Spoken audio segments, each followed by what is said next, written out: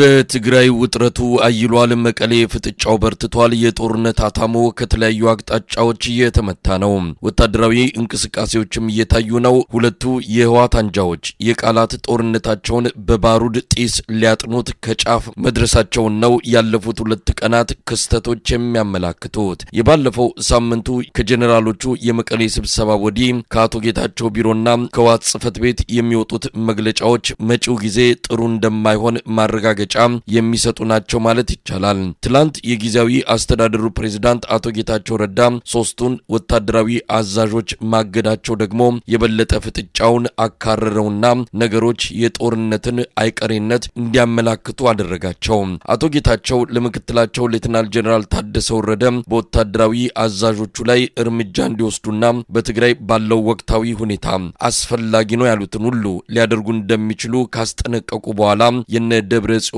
ቡድን ጫናውን በማጠናከር በአንዳንድ አካባቢዎች የጊዜያዊ አስተዳደሩን መዋቅር ማፈራረስ ጀምረዋል አዲግራት ላይ የጌታቸውን ከንቲባ አባረው የራሳቸውን ማስቀመጣቸው ይነገራል የሶስቱ ወታደራዊ አመራሮች በአቶ ጌታቸው መታገድ ያስቆጣው የነ ደብረ ጽዮን ቡድን ሌሊቱን መግለጫ በማውጣት እገዳውን እንደማይቀበለው የጊዜያዊ አስተዳደሩን ፕሬዝዳንት የቀድሞ እያለ በተቀሰበት መግለጫው አቋሙን አሳውቋል አቶ ጌታቸው ረዳ ከሰዓታት በፊት ባወጡት ሌላ ዙር መግለጫ ለአይቀሬው መስዋዕትነት ተዘጋጅተናል የትግራይ ወጣት አሳፍረንም አይነት አቋም በማንጸባረቅ ለነደብረ ጽዮን ቡድንና ለወታደራዊ አዛዦቹ የኃይል አካሄድ እጅ እንደማይሰጡ ገልጸዋል ምክትላቸው ሌተናል ጀነራል ታደሰ ወረደም ያቶ ጌታቸውን ውሳኔ በመቃወም በጊዜያዊ አስተዳደሩ የሰላምና የጸጥታ ቢሮ ስም መግለጫ ሰጥተዋል ከያቅጣጫው ኃይለ ቃል የተሞላባቸው ጀብደኝነት ያጠላባቸው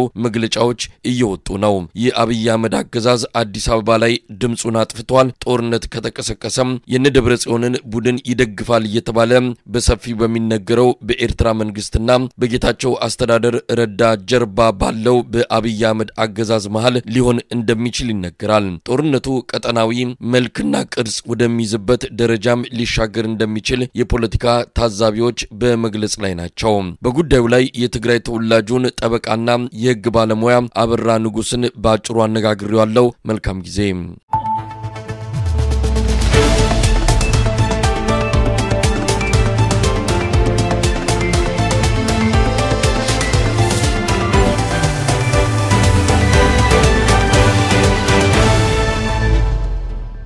እንግዲህ የመቀሌ ጉዳይ ትኩሳቱ እየጨመረ ነው እየጨመረ ብቻ ሳይሆን ከሰላሙ ይልቅ ለጦርነቱ ቅርብ ወደሚሆንበት ምዕራፍ ተሸጋግሯል ከዚህ ጋር በተያያዘ ያው መቀሌ ይሆነ ያለው ሁለት የህወሓት ቡድኖች ግማሹ ሰራዊት ይዞ ግማሹ ደግሞ አስተዳደር ይዞ ሲሳሳቡ ነበር ትናንት ያው አቶ ጌታቸው ጊዜያዊ አስተዳደሩ ማለት ነው አጠቃላይ ሁኔታን በተመለከተ የተቃራኒዎቹ የነ ደብረጽዮን ቡድን በተለይ ሰራዊቱ ጋር በተያያዘ እያረጋው ያለው ነገርን በማውገዝ ብቻ ሳይሆን በሶስት ጀነራሎች ላይ የወታደራዊ አመራሮች ጀነራሎች ወይ ግንባር መሪዎች ነው የሚላቸው በእነሱ የግድ ደብዳቤ ሰጥተዋል ውሳኔ ሰጥተዋል ከዛ በፊትም ያው ለምክትላቸው ለጀነራል ታደሰ ወረደ በተወሰኑ የግንባር መሪዎች ላይ እርምጃ እንዲወስድ ማሳሰቢያ ሰጥተው ነበር ጀነራል ታደሰ ወረደ እሱን ተከትሎ የወሰዱት እርምጃ አልነበረም በቀጥታ አቶ ጌታቸው ናቸው እንግዲህ ሶስቱም ጀነራሎች ጀነራል ምግበይ ጀነራል ዮሐንስና ጀነራል ማሸመ በየነ የሚባሉ የግንባር አመራሮች ላይ አግዷቸዋል እሱን ብቻ ሳይሆን በወቅታዊ ጉዳይ ለህዝብ መግለጫ ሰጥተዋል ጋዜጠኞች ሰብስበው ጦርነቱ እንግዲህ ወደማይቀር ምዕራፍ እየደረሰ መሆኑ በጊዜያዊ አስተዳደር በኩል ለህዝቡ አሳስበዋል ይሄን ማስቀረት ካልቻላችሁ የሚመጣውን ጣጣ እንግዲህ መሸከም ነው የሚል እንድምታ ያለው ቃለመጠይቅ አድርገዋል በእነ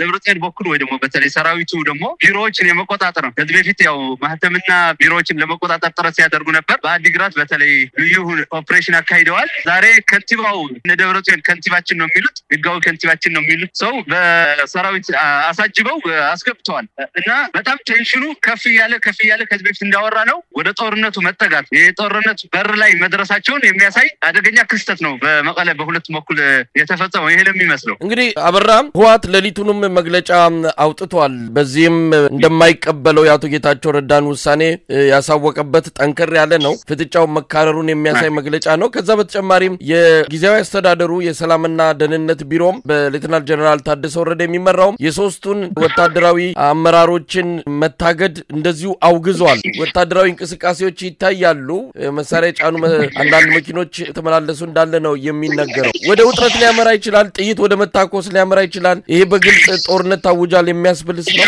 ፖለቲካሊ ጦርነት ታውጃል ባይኔ የቀረው ነገር በወታደሩ ነገር ወታደራዊ ጦርነት ወይ ደግሞ መተኳኮስና ያ ወታደራዊ እንቅስቃሴው ወደ ተሟላ ምዕራፍ ሰዎች ወደሚያዩበት ጦርነት ነው ብለው ወደሚፈርጁበት ምዕራፍ መሸጋገር ብቻ ነው የቀረው እንጂ ፖለቲካሊ አልቋል ባይኔ ጦርነት ታውጃል ባይኔ። ምክንያቱም ዛሬ ሌሊት ህወሓት ብቻ ሳይሆን ግብረ መልስ ያወጣው ወይ ደግሞ የሰላምና ጸጥታ ቢሮ በታደሰ ወረደ ስር ያለው ጀነራል ታደሰ ወረደ ስር ያለው ቢሮ ብቻ ሳይሆን ጊዜው አስተዳደሩ አሁን ከሰዓታት በፊት እነሱን ተቃውሞ መግለጫ ወጥቷል። መግለጫው መቃወምን ብቻ ሳይሆን የሰላምና ጸጥታ ቢሮ መግለጫና ተቃውሞ የዛ ወታደራዊ ክንፍ አካል ነው ብሎ ፈርጆታል። በፍረጃ ነው ያጠቃለለው። ወታደራዊ ስራ ነው የሰራው የጁንታ ስራ የሚል ፍረጃ ባለበት ሁኔታ ከረር ያለ ግብረ መልስ ነው የሰጠውና አሁን መፈራረጁ አልቆ እንግዲህ የአቅም ማነስ ካልሆነ በስተቀር በተለይ ከጊዜው አስተዳደሩ ወታደራዊ ኃይል ስለሌለው ግብረ መልስ መስጠት ስላላደረገ ነው እንጂ ወደ ተሟላ ጦርነት የሚያሸጋግር ክስተት ላይ ደርሷል ብዬ ነው የማምነው እኔ። ፖለቲካሊ ጦርነት ታውጃል ባይ ነኝ። ወታደራዊ ክስተት ብቻ ነው የጎደለው። አበራ አንደኛው ሰራዊት ይዟል፣ አንደኛው ሰራዊት የለውም። ምናልባት የጊዜያዊ አስተዳደሩ የተማመነው የፌደራል መንግስቱን ሊሆን እንደሚችል ይገመታል። ምን ልናይ እንችላለን? በቀጣይ ብዙ ነገር ሊታይ ይችላል። ጦርነቱ ከቀጠለ ትግራይ የእርስ በርስ ጦርነት ብቻ ሳይሆን ቀጠናዊ ኃይል አስተላለፎችም ታክሎበት ከባድ የሆነ ሰፊ የሚባል ጦርነት ፉል ስኬል እና አስተዳደሩም እንደሚታማው ከፌደራል መንግስት ጋር አሊያንስ ውስጥ ያለ ነው። በብዙ ተግባራቶቹ በአፉ ባይናገርም በተግባራቹና በውሎቹ ይዟቸው በሚቀርብ ፖለቲካዊ ስነ አመክንዮ ስታያቸው ከፌደራል መንግስት መተሳሰሩ የሚያሳይ ሲሆን በእነ ደብረጽዮን በኩልም እየታሙት የከረሙት ጉዳይ እነሱም በተደጋጋሚ ማስተባበያ ቢሰጡም በስነ አመክንዮአቸው በፖለቲካ አካሄዳቸው ከኤርትራ መንግስት ጋር የመጣመራቸው እድል ሰፊ በመሆኑ ይህ ጦርነት በጊዜያዊ አስተዳደሩና በህወሓት ጽሕፈት ቤት ወይ ደግሞ በእነ ደብረጽዮን ቡድንና በእነ ጌታቸው ቡድን ተብሎ የሚወሰን አይመስለኝም። በተሟላ ወደ ከፍ ያለ ቀጠናዊ ጦርነት የማደግ እድሉ የሀገራት ጦርነት የመሆን እድሉ ሰፊ ነው። ያ ከሆነ ደግሞ ትግራይ ላይ የሚመጣውን ዳፋ በጣም ከባድ ሲሆን ለሀገርም ለኢትዮጵያም ይሁን ለቀጠናው ደግሞ ትልቅ ምስቅልቅልና አለመረጋጋትን በረጅም ጊዜ ሀገራችንም ይሁን ቀጠናውን ሊጎዳ የሚችል ግዙፍ የሆነ ጦርነት የመኖር እድሉ ሰፊ ነው። በነገራችን ላይ እዚህ ላይ የኤርትራ መንግስትም የኢትዮጵያ መንግስትም ብለን በቅርብ ርቀት የምናቃቸው ኃይል ጠቀስ እንጂ የማናቃቸው በቀጠናው ኢንተረስት ያላቸው የአረብ ሀገራትም ሊሆኑ ይችላሉ። የምዕራባውያን ሀገራትም የጣልቃ የመግባት ኤዥያ ሀገራትም በተለይ እንደነ ቻይና ያሉት ሀገራት በቀጠናው ኢንተረስት ያላቸው ኃይል በቀጥታም ይሁን በተዘር የመሳተፍ እድላቸው ሰፊ ነው። ያ ማለት ጦርነቱ ከሀገራዊ አልፎ ቀጠናዊ ከቀጠናዊ አልፎ ደግሞ አህጉራዊ ቅርጽ አህጉራዊ ተሳትፎ የመኖሩ እድሉ ሰፊ ነው። ያ ማለት ደግሞ በቀጠናው በዚህ ጦርነት ሊውል የሚችል ቴክኖሎጂ ሊፈስ የሚችል ሎጂስቲክስ ስታስበው ለህዝባችን በጣም አደገኛ ለሀገራችንም ከፍተኛ የህልውና አደጋ ይዞ ሊመጣ የሚችል ጦርነት ፊት ለፊታችን መደቀኑ በጣም ያሳያል። እንግዲህ አበራ ወደ ቤተሰብ ሌሎች አካላት ጋር ስልክ ደውላችኋል? የመቀሌ ህዝብ አጠቃላይ ትግራይ ህዝብ በአሁኑ ሰዓት በምን ሁኔታ ላይ ነው ያለው? ከአንድ ጦርነት ተገላግሎ ሌላ ጦርነት እየመጣበት እንዳለ ሲረዳ እንግዲህ በብዙ ሺህ የሚቆጠር የትግራይ ህዝብ ነው እየወጣ ያለው፣ ሀገር ጥሎ እየወጣ ነው ያለው። የመቀሌ ነዋሪዎች እየወጡ ነው ያሉት። በአሁኑ ሰዓት የህዝቡ ስሜት ምን ይመስላል? ሌላ ዙር ጦርነት እያንዣበበ መሆኑ። አሁን ወደ ትግራይ መደወላችን አይቀርም። ቤተሰባችን እዛ ስላሉ መረጃው ማግኘታችን የማይቀር ጉዳይ ነው። እኛ እዚህ ሆነን የምንፈራውን ያህል የምንደነግጠው የምናዝነው ያህል እነሱ ደግሞ ከዛ በበለጠ በጣም አሳሳቢ ጉዳይ ላይ እንዳሉ በጣም ይነግሩናል። እሱ ብቻ አይደለም። ትናንት ባደረጉት ትርጉም አልባ ጦርነት ሳያገግሙ እዛው ላይ ሌላ ጦርነት መምጣቱ የጦርነቱ ቅርጽ የጦርነቱ ስፋት ቅድም እንዳልኩ ሊፈስ የሚችለውን የሎጂስቲክ ብዛትና የመሳሪያ አይነት ሲያስቡ በተለይ ደግሞ ትግራይ እነዚህን ኃይሎች በሰፊ የሚዋጉበት የጦር አውድማ የመሆን እድሉ እየታያቸው ስለሆነ በጣም ፍራስትሬት አድርገዋል። እሱ ብቻ ሳይሆን መላው የኢትዮጵያ ህዝብ እንዲሁም ሀገር ወዳድ የሆኑ በውጭ ሀገር እንደናንተም ቢሆን ማለት ነው እንደናንተ አይነት ሚዲያም የጦርነት ምንም እንኳን ከፍ ወዳለ ደረጃ ደርሷል ብለው ቢገምቱም እኛም እንደምናስበው እነሱ ቢያስቡ የሚቀርበትን መንገድ ማፈላለግ ላይ ጠንክረን እንድንሰራ ብዙ መልእክት እያስተላለፉ ነው ያሉትና በጣም ከፍተኛ ፍርሃትና ስጋት ውስጥ ነው ያሉት። በአጠቃላይ ቀጠናዊ ጦርነት ሊሆን እንደሚችል ቀደም ሲል ገልጻል። አብይ አህመድ ከሰሞኑም ያው ጥይት እያመረተ መሆኑን ድሮን እያመረተ መሆኑን ኢትዮጵያ በጦር ኃይል እየተገነባች እንደሆነ ለጠላትም ለወዳጅም በሚል ነው እንግዲህ እየገለጹ ያሉት። እናሳያለን የሚል ነገርም አለ። በኤርትራም በኩል ወታደራዊ ዝግጅት የሚመስል እንቅስቃሴዎች እንዳሉ ይሰማል። አንዳንድ አካላትም ከወዲሁ ስጋታቸውን በመግለጽ ላይ ናቸው። በአጠቃላይ ምስራቅ አፍሪካ ላይ ያንዣበበው ሁኔታ ምንን ያመላክታል? እንግዲህ አሁን ፕሮክሲ ዋር ይሄ የውክልና ጦርነት ነው የሚካሄደው። እስቲ ምስራቅ አፍሪካ ምን ሊመስል ይችላል? እንደምታውቀው ቮለታይል በሆነ በጣም ያልተረጋጋ ቀጠና በሆነ የምስራቅ አፍሪካ ወይም ሆርን አፍሪካ ውስጥ የተከሰተ ነው። ብዙ ጊዜ በሆርን አፍሪካ ጦርነቶችና ግጭቶች የተለመዱ ናቸው ተብሎ ፖለቲካ ሳይንሱ የሚተነተን አካባቢ ነው። የአሁኑ ግን ለየት የሚያደርገው ብዙ ፖለቲካዊና አካባቢያዊ እድገቶች በታዩበት፣ ብዙ ጣልቃ ገቦች በተለይ ደግሞ ኢንተረስት ግሩፖች ያሉበት ቀጠና በመሆኑ የጦርነቱ ውጤት አንድ በውድቀት እና በእልቂት ደረጃ በታሪክ ታይቶ የማይታወቅ ሊሆን ይችላል። ምክንያቱም ከፍተኛ የሆነ የቴክኖሎጂ ግብዓት ሊያስተናግድ የሚችል ጦርነት ነው አሁን እየተቃረበ ያለው። ከዛ አልፎ ተርፎ ግን ይሄ ጦርነት የባህል ተጽዕኗቸው፣ የቴክኖሎጂ ተጽዕኗቸው፣ ኢኮኖሚ ፍላጎታቸው በጣም የተቀራረቡ ትላልቅ ሀገራትም ሊሳተፉበት የሚችል ነው። ያ ማለት እልቂት አለ፣ ውድቀት አለ ከተባለ ውጤቱም በጣም የተለየ የመሆን እድሉ ሰፊ ነው።